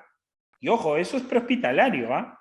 Intentaste revertir el paro, no pudiste, comprobaste que estaba en un paro cardiorrespiratorio. Se supone que tienes un equipo, un monitor que haces un trazado y determinas que ya la paciente está cadáver y no tiene ningún tipo de ritmo, ¿sí? Y tienes que hacer una cesárea de emergencia, sacar al bebé e iniciar una reanimación con el bebé. Imagínense lo difícil, ¿ah? Entonces, para que se den cuenta el nivel de entrenamiento de otros países. Bien, el útero grávido puede comprimir la vena cava inferior, entonces por eso es muy importante hacia qué lugar y hacia cómo tiene que hacerse el masaje. Recuerden, puede comprimir la vena cava inferior, impedir el retorno venoso y reduciendo así el volumen sistólico y el gasto cardíaco. Entonces reduce las probabilidades de que sea efectivo. Entonces de ahí nace la posición que se tiene que tener. Bien, ¿cuál es la posición? El desplazamiento del útero izquierdo puede realizarse desde cualquiera de los dos lados izquierdos del paciente o con las dos manos en el costado derecho del paciente o con una mano en función del posicionamiento del equipo de resucitación. Miren, ¿sí? Para que no comprima la vena cava inferior, ¿sí? Es importante la posición.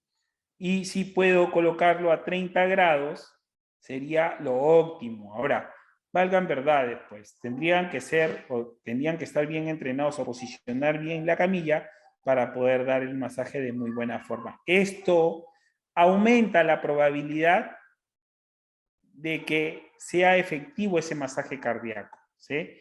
El paciente se inclina lateral izquierdo a más o menos 30 grados con una cuña firme para soportar la pelvis y el tórax. Era lo que yo les decía. Bien, vamos al DEA, ¿no? Hablamos sobre el DEA, varias cosas. Existen de procedencias europeas, existen de procedencias chinas.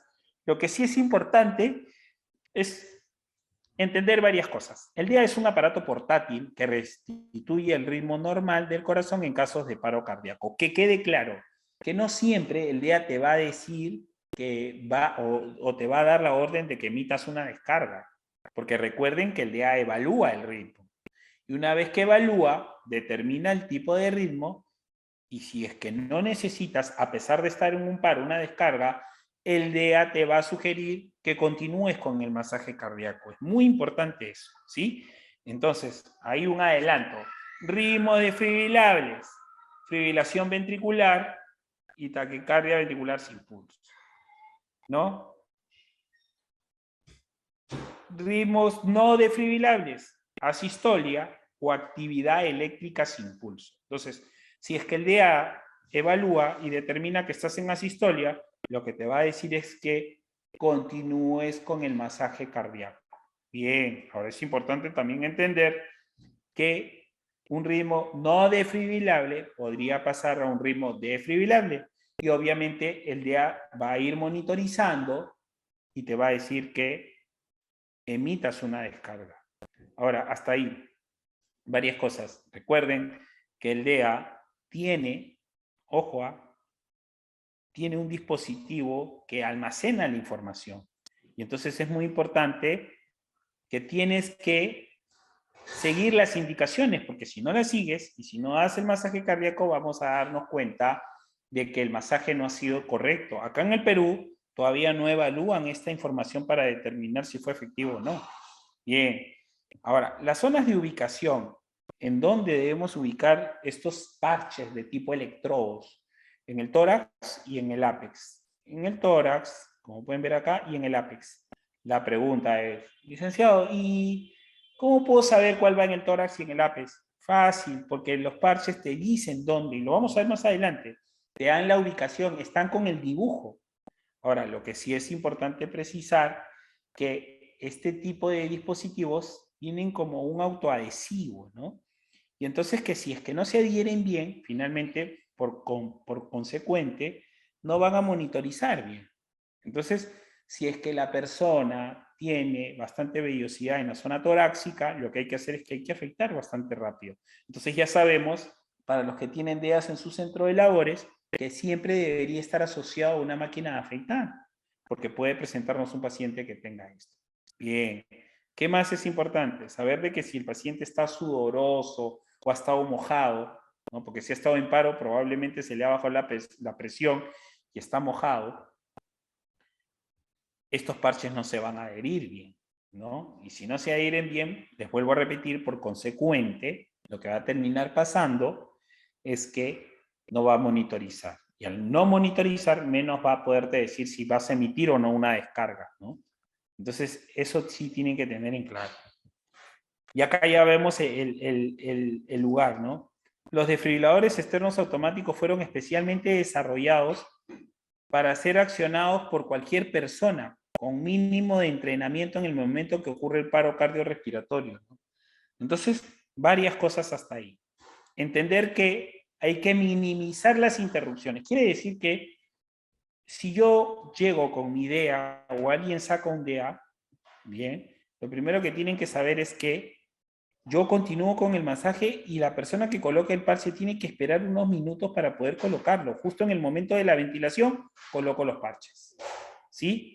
Y en el momento que se diga, evaluando, no tocar al paciente, tengo que dejarlo porque el equipo está monitorizando el ritmo del paciente para que me diga lo que hay que hacer. ¿Sí? Bien. En casos de un paro cardíaco, el tiempo de reacción es un factor crítico para la supervivencia de la víctima, totalmente, totalmente. Ahora, varias cosas. ¿Hay que tenerle miedo a la corriente que emite este equipo? No. Yo les decía en algún momento que la unidad de energía que se emite es en joules, ¿sí? Entonces por ahí muchas personas tenían miedo de que si se podía o no defibrilar con estos equipos en la ambulancia. Normal, porque el joules, esta unidad de energía, solamente actúa en cuerpo orgánico, chicos. Eso significa que si actúa en cuerpo orgánico, ¿sí? Lo que va a pasar es que no va a haber, ¿no?, una corriente directa por un metal.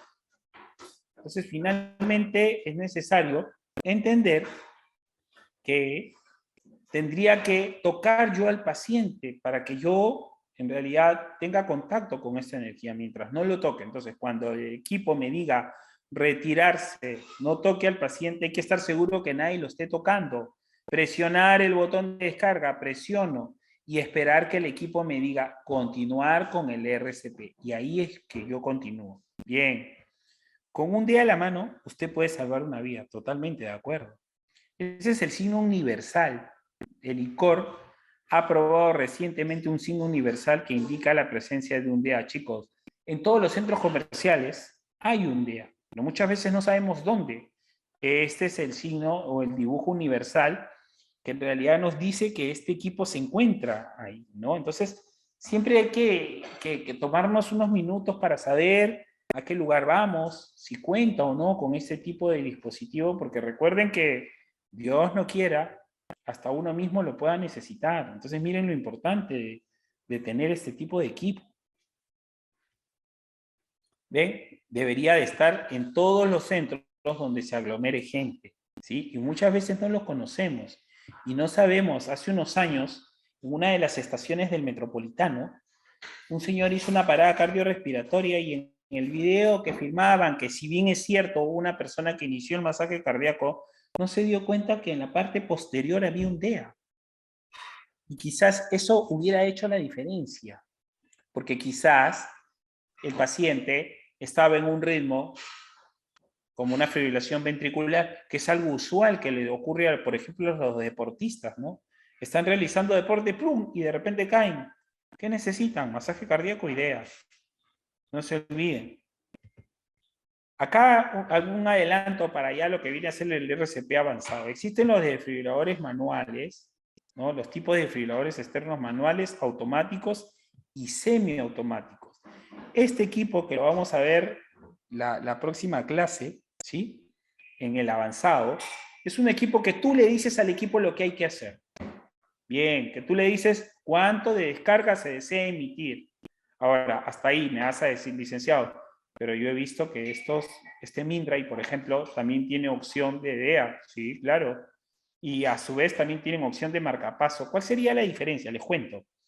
Estos equipos son como los carros, que vienen desde los básicos, los semi y los full, ¿no? Y obviamente va a marcar la diferencia de acuerdo a las características que compres tu equipo, ¿no? Entonces, en este caso, para un proveedor entrenado que le tiene que decir, en este caso yo al equipo lo que hay que hacer, voy a utilizarlo en posición de monitor desfibrilador, nada más en posición 1. Pero entonces la pregunta es, ¿para qué tienen estos equipos función de DEA? ¿Qué pasaría si yo, estando entrenado, no llego a tener el control del equipo? No llego a reconocer bien el ritmo, ¿no? Porque no estoy seguro. Entonces puedo tener la opción de colocarlo en posición de DEA para de esa forma me hable y me diga que el paciente se encuentre en paro y me ayude a definir que está en un ritmo desfibrilado. Y así lo mismo la opción de marcapaso. Bien.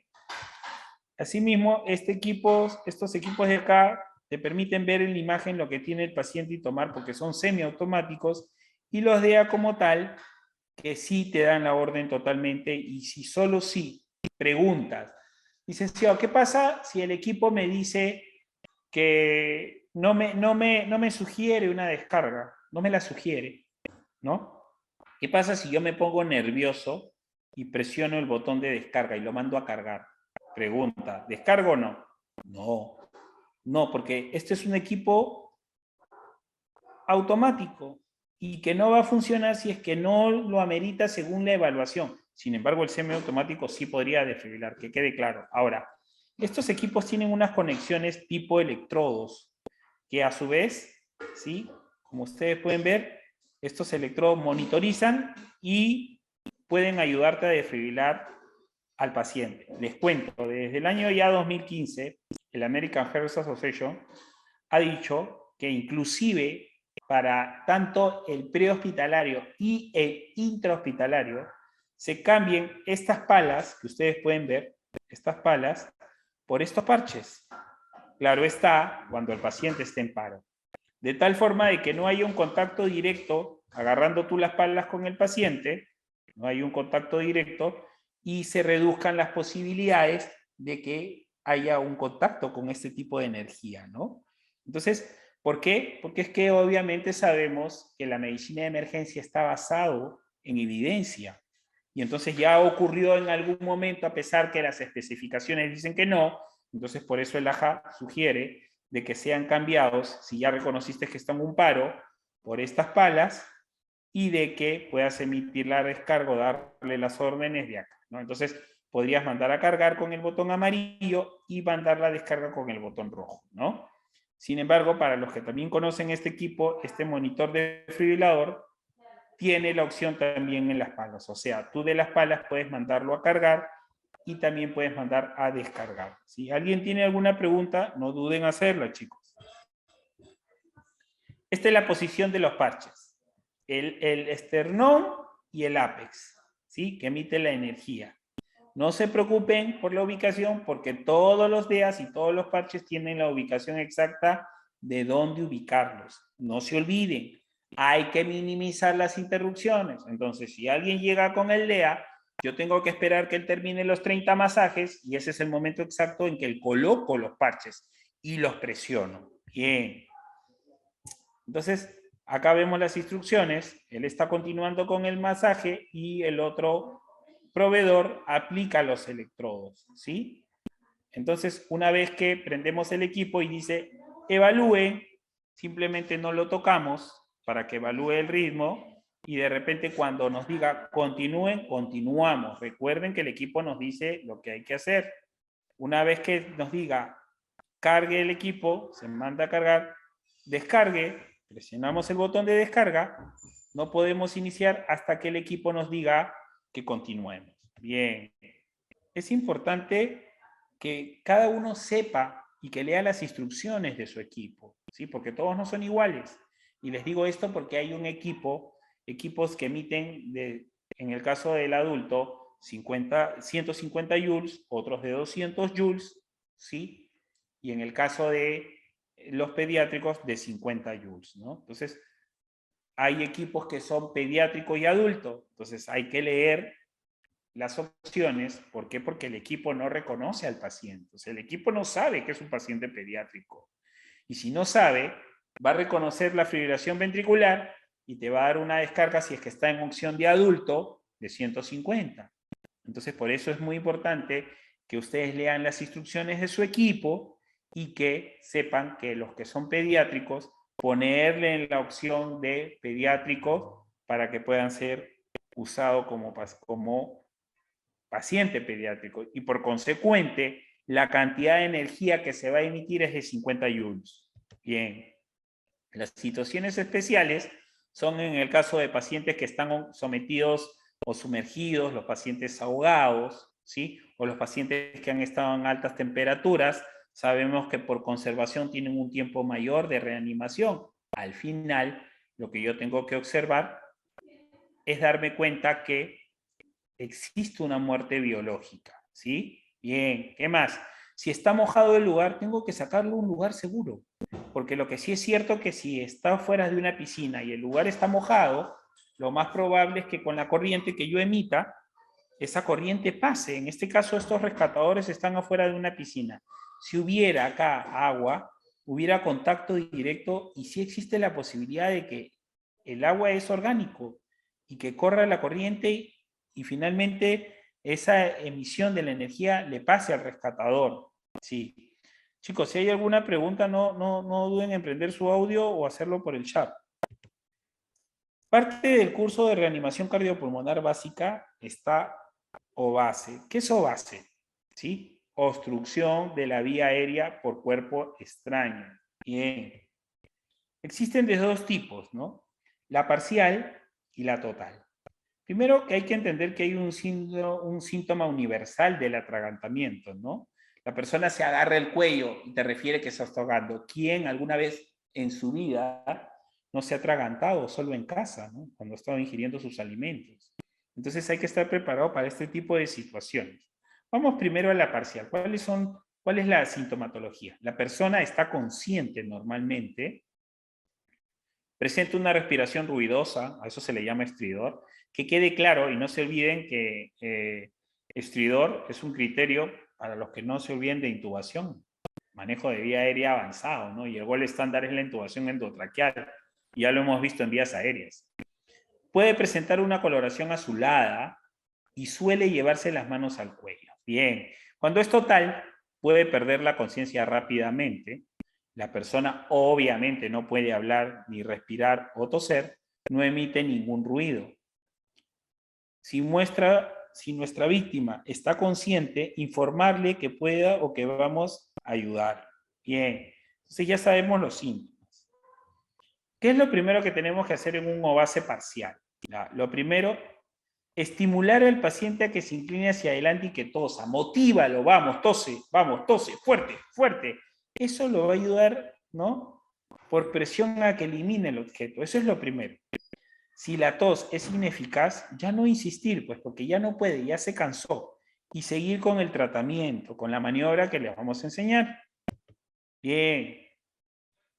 Obviamente ya hay una obstrucción total porque ya no puede toser, lo hemos visto en el caso del adulto. Realizar la maniobra de Heimlich. Vemos la ubicación por debajo del apéndice sifoides, en la entrada del estómago, ¿sí? ¿No? Ponemos un puño y la otra va a jalar ese puño, ¿sí? Y hacemos una maniobra como en L hacia arriba, generando presión intraabdominal para que pueda por presión eliminar el objeto. Igual, no se olviden, hay que activar los servicios de emergencia, ¿sí? Empezar, porque es que obviamente si la persona ya está en el piso, tengo que empezar la reanimación cardiopulmonar porque ya entro en paro. Remueva solo los cuerpos extraños visibles y continuar el RCP hasta recibir ayuda. Varias cosas hasta ahí, chicos. Es muy importante precisar que va a haber obstrucción de la vía aérea. Entonces, hasta ahí. Y creo que lo vimos en vías aéreas. ¿Qué debería hacer? Sí debería continuar con el RCP, pero en cuanto a la ventilación, si yo soy un proveedor entrenado, tendría que, con una pinza McGill, tratar de sacar el objeto extraño, ¿sí? Si tengo más equipo, con un laringoscopio, podría ayudarme a aperturar y ayudarme también con una pinza a retirarlo. Si es que soy entrenado, podría tener una vía aérea, un acceso de vía aérea quirúrgico, ¿no? Quiere decir hacer una incisión en la cricoides y tratar de introducir un tubo si es que el objeto está más arriba introducido. Y si no, también por ese acceso quirúrgico de vía aérea, tratar de sacar el objeto. Y miren, esto ya va con un entrenamiento europeo avanzado, ¿no? ¿Qué hacen ellos? Si se introdució más, con esa misma pinza hay que empujarlo hacia el pulmón derecho. Sí, pues me van a decir que es invasivo, totalmente de acuerdo. Acá en el Perú se ha hecho, que yo sepa no, pero en Europa sí. Entonces, la pregunta es, ¿podría respirar solo con el pulmón izquierdo? Sí, totalmente. Y la pregunta es, ¿y cómo lo vamos a sacar? Con una broncoscopía, pues, ¿no? Hospitalariamente, claro está, ¿no? Pero entonces, miren todo lo que se tiene que hacer porque es que no siempre vamos a poder revertirlo y sacarlo, ¿no? Entonces, tengo que continuar la maniobra de Henry mientras que el paciente está consciente y si ya se desmaya, tengo que realizar la reanimación cardiopulmonar. Bien, hasta ahí, la posición del paciente. Es importante que yo tenga que hacer una circunferencia por la zona abdominal y pararme firme con un pie hacia atrás, porque si el paciente se desvanece, finalmente me voy a caer con el paciente, ¿no? Entonces, por eso es muy importante la ubicación. Bien, ahora, hasta ahí. ¿Qué pasa si no puedo cubrir la circunferencia abdominal del paciente porque es muy obeso? Podría inclinarlo en una mesa, en un mueble, en una silla. Esa lógica se las va a dar en el momento que ustedes se encuentren al paciente, que quede claro, porque va a depender de todas las mesas no son iguales, todos los muebles tampoco son iguales, pero esa es la solución. Es muy importante que desde que se inicia una obstrucción de vía aérea por cuerpo extraño, hay que activar el servicio de emergencias médicas. No se olviden, porque no siempre lo van a poder solucionar ustedes. Y mediante el mecanismo de tratar de solucionarlo, ya tiene que estar en camino una unidad de emergencia. Eso que quede claro. Bien, en el caso de los niños de 1 a 8 años, la víctima está consciente de realizar la maniobra de Henrys y si la víctima está inconsciente, activar el servicio de emergencias médicas. Solo si hay un segundo rescatador. Empezar la reanimación. Remueva los cuerpos extraños visibles. Hay algo importante con el tema de remover los cuerpos extraños visibles. ¿Qué te dice la guía? La guía te dice desde que yo observo que alguien está con una obstrucción parcial, vamos a decirlo así, yo lo evidencio, ¿no? Y él me está diciendo que se ha atorado, ¿no? Hasta ahí, si yo estoy entrenado, ojo, si tengo el entrenamiento y creo que lo visualizo y lo puedo sacar, lo pueden hacer. Pero si no, no lo intenten porque probablemente entre el intento lo terminen introduciendo mucho más profundo. Entonces es importante continuar el RCP en ciclos de 5 o 2 minutos, luego haces un ciclo de 2 minutos y luego activar el servicio de emergencias. Retornar al niño y continuar el RCP hasta recibir ayuda. Ven que en este caso el rescatador se arrodilla. ¿De qué depende esa lógica del tamaño del niño, no? O sea, no siempre es que de 1 a 8 años tiene que ser arrodillado.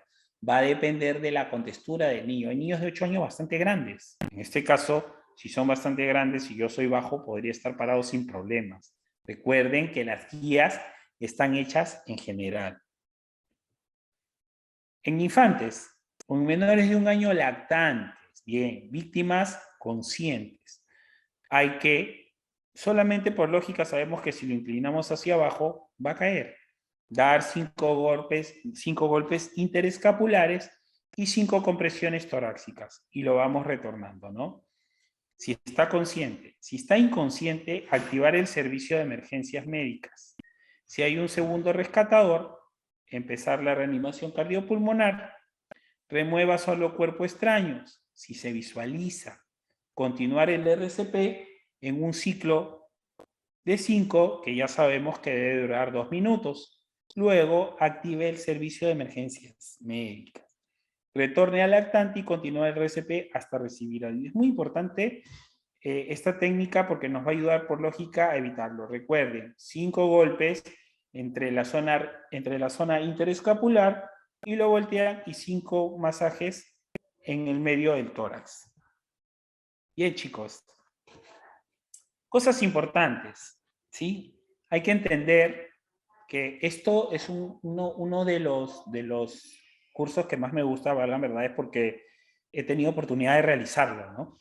Entonces es importante saber que las técnicas tienen que ser perfectas, tienen que entrenarse, cada vez que tengan posibilidad de tener un muñeco, un maniquí, hagan el masaje cardíaco, porque estos muñecos están preparados con la misma circunferencia o la misma consistencia de una cavidad torácica, ¿sí? Asimismo, tienen que saber que con el reconocimiento precoz y con iniciar el masaje cardíaco en el primer minuto, la posibilidad de éxito es del 98%.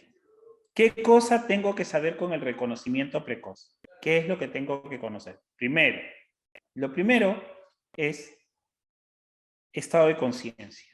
El paciente está inconsciente. Lo segundo que tengo que conocer, que tiene que haber ausencia de pulso carotidio. Hay que entrenarse a buscar el pulso carotidio. Y lo tercero es observar la ventilación. Si yo quiero observar la ventilación y el tórax del paciente, probablemente tenga que exponer el tórax, porque muchas veces no se visualiza, ¿sí? Y si tengo que cortar, lo haré para poder cortar la ropa. E inicio el RCP. Activo mi cadena de vida. ¿A qué número? Al 116 o al 106. Le doy información exacta sobre mi paciente e inicio la reanimación cardiopulmonar. Bien. Es importante entender que en ese proceso la reanimación tiene que ser efectiva. ¿Hasta cuándo? Hasta que estés exhausto o hasta que llegue una ayuda especializada. ¿Qué más? Es importante que la técnica sea exacta porque si no, me voy a cansar mucho más rápido y eso le quita la probabilidad de vida al paciente. Recuerden, con el contexto COVID, ¿no? Que no se diga que solamente dándole masaje cardíaco lo vas a revertir. Y eso es algo que yo siempre discuto porque va a depender desde el tiempo del reconocimiento de la hora cero. Porque si no tienes un reconocimiento de la hora cero exacto, lo que va a pasar es que las probabilidades se reducen. Y pasados los 4 o 5 minutos ya hay un daño a nivel neurológico. Y ese daño a nivel neurológico se hace masivo pasados los 10 minutos, lo cual quiere decir que ya en 15 minutos ese paciente va a quedar en estado vegetal como una planta, ¿no? Entonces, no solamente es revertir el paro, sino ver de que no se dejen secuelas en el mecanismo de la atención. Para la próxima clase vamos a ver el RCP avanzado, ¿sí? Vamos a ver el manejo de drogas, vamos a ver el manejo de equipos, vamos a ver un poquito de vías aéreas. Ustedes van a estar ya, vamos a decir, habituados a este sistema porque ya conocen vías aéreas, ya conocen el RCP básico, ¿no? Y les va a permitir entrenarse en el manejo del RCP básico, del RCP avanzado, que no solamente es en el intrahospitalario, sino en el prehospitalario. Bien, chicos, si hay alguna pregunta, pueden prender su audio o hacerla por el chat sin ningún problema.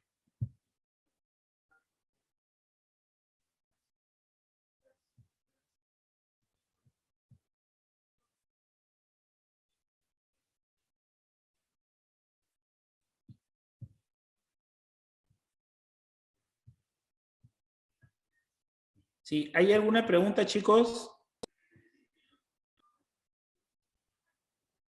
Bien, yo creo que ha quedado claro, no hay preguntas, entonces muchas gracias por su atención y nos vemos pues la próxima fecha, si no me equivoco es el 3 de mayo.